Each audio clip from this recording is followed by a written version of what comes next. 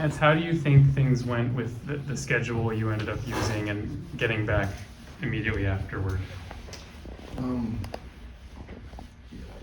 Obviously the game worked out our way, so I think the schedule seemed to work out in a decent way. I talked to our leadership group today. They felt better than they did a year ago at Nevada, going out to the field and stuff. So I guess it was a positive as we look at it. Sitting on a plane at 3 a.m. Central Time and not taking off yet is pretty frustrating to, again, as you're going through today's scheduling of what things are, and getting back at 6 a.m. is tough, and coming back in today and doing those things. But we're not the only team in the country that has to do that now, but you wish it was looked at in the big picture sometimes.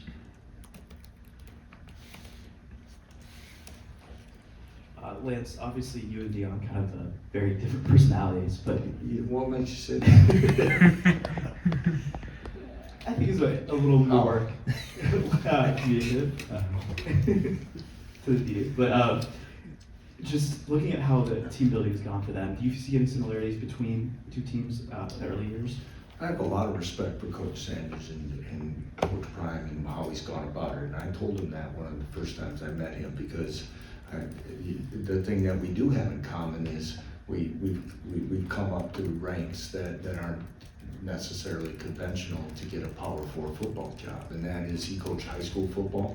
He coached at HBCU university that doesn't have many resources, and he found a way to be successful. And he found a way to build his program and his own philosophy. And I told him that when I met him in Arizona, how much respect I had for him because of that. And in whether it be our styles or personalities, he is probably was ahead of the curve and probably being upfront about what the landscape of college football was changing and what it was going to be like and where it's heading. And that's not his fault. He's taken what's been put on us, and he's gone about building a football team that's one of the most improved in college football in a very short period of time. They're a very talented team. They're playing with a lot of confidence. Again, in all three phases, they've been highly productive, and he's got himself a really good football team with a chance to play a lot of football yet.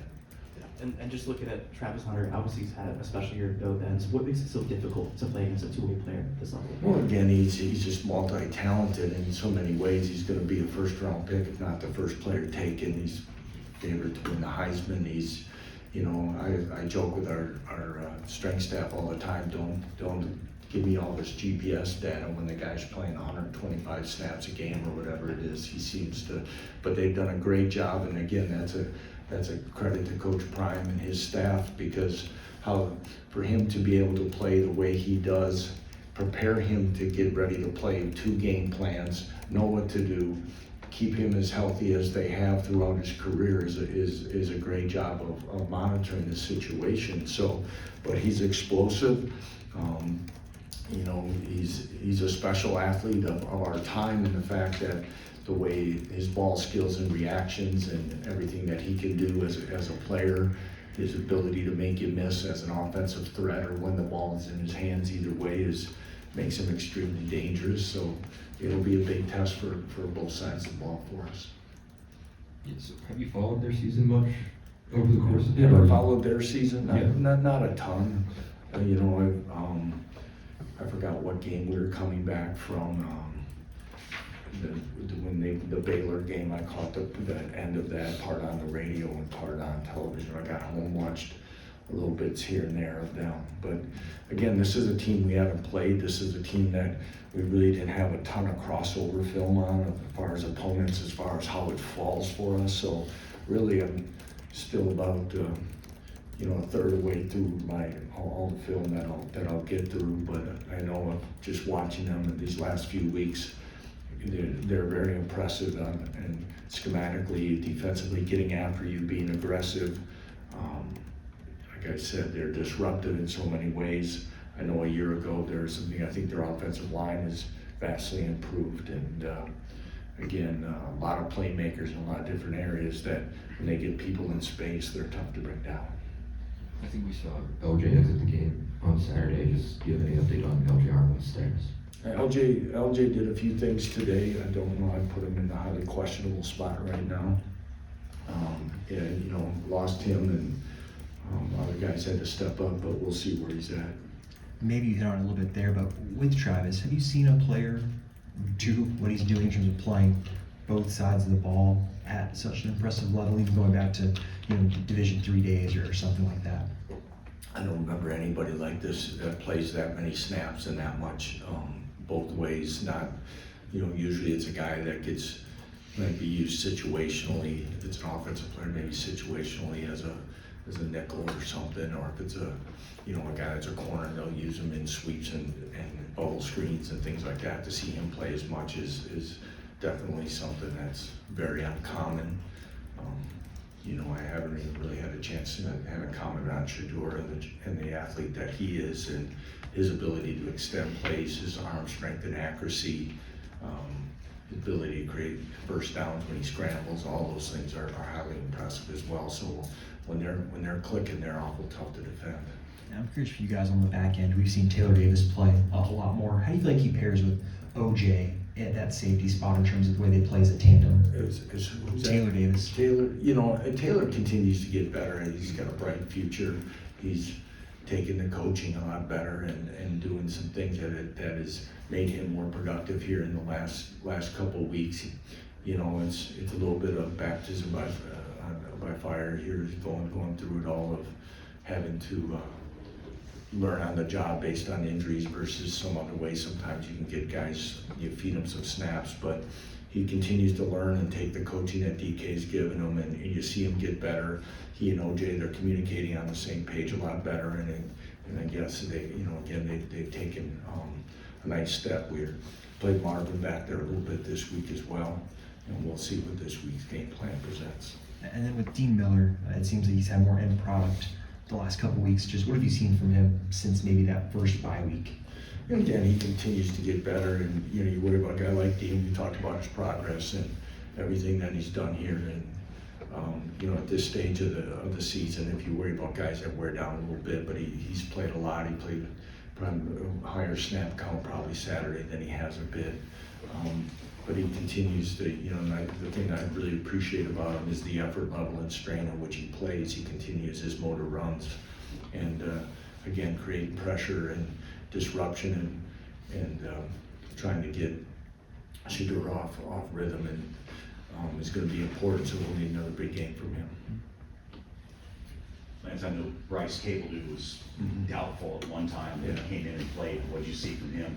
Yeah, you know, it kind of progressed. It's one of those we kind of wait and see, and we probably got a lot more out of him than we anticipated. Then when Logan went down, of course, we had to make another move there with Bryce over. So Kelvin did a good job stepping in, but you know, Bryce is, you know, it's still pretty tender. We got to see where it's at, but he continues to work hard, and I thought he had a nice game. And then what are the challenges that the safeties in corner face with the way Colorado throws it and the things they can do in space? Well, again, like you kind of hit it right there. It's the way they can stretch it with speed and, you know, and concepts. And when they want to get the ball in people's hands, and they're aggressive at all times. But when they get the ball to guys in space, you know, you got to rally and tackle well. And you know, they've created a lot of missed tackles, you know, by secondaries across the country all year, and that'll be something that we got to be good on. How challenging is senior day, but somewhere else? Yeah, you know, it's, again, as I've said all year, that is, our guys have handled things so well. I think, you know, it is what it is, and where those things are at. I think, again, when you talk about part of your senior season or your college career, it's the friendships and relationships and things like that. Many times, I think you look back at things, you talk about times in the locker room, you talk about trips, you talk about bus rides, whatever those are, and hopefully that's what this group will continue to grasp onto, some of the great memories, and hopefully we'll be able to create some more here the last couple of weeks. And the thing I'll say is, you got to be careful that you know, we have a lot of guys that'll be recognized on Saturday, and though I want them to reflect and enjoy all that, it can't overtake you emotionally. That drains you so much. I've been part of some teams where that's been, where don't play very well because it becomes an emotional drain of, especially right before kickoff sometimes. So hopefully maybe that'll be a small positive of not being, you know, in Lawrence per se. But we talked about it again, and senior day to me sometimes like a homecoming game. It's, as a football team, it's your job to go out and play well so you have great memory of it and win a football game. And if we can balance that, I don't want to take it away from the guys, but if we can balance those things and what the day is, hopefully we can make it a special day for them. We ask you this every year, but your memory of this particular senior class, what will stand out to you, whether that's individual or a collective thing?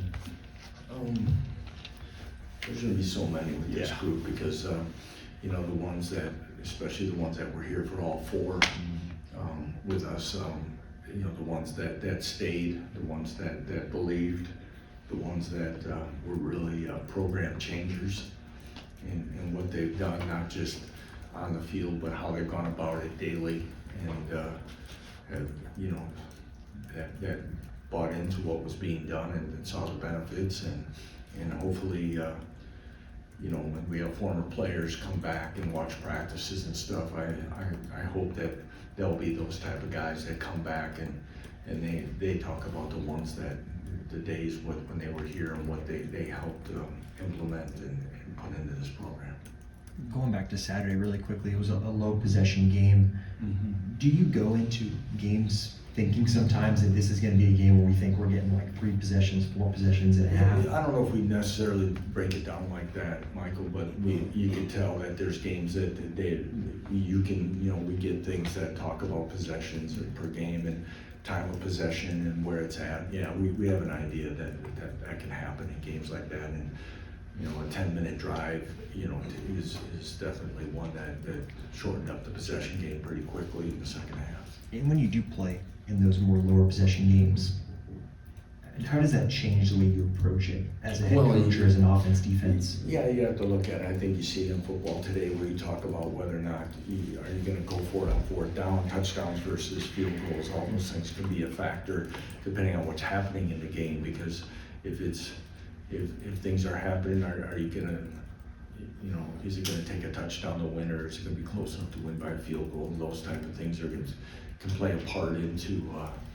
the decision making of going for it. That's why right before we punted, when Jalen punted, you know, the first thing we were going to think about going for it because we were out of field goal range. But then it was because possessions were going to be a part of it, but we still thought at that time to give them, if we didn't make it at that distance of a 4th down to gain, it was let's try to pin them back and play some defense and, you know, roll the dice, so to speak, on getting the next possession in better field position. Anything else for Coach Leipold? Thank you.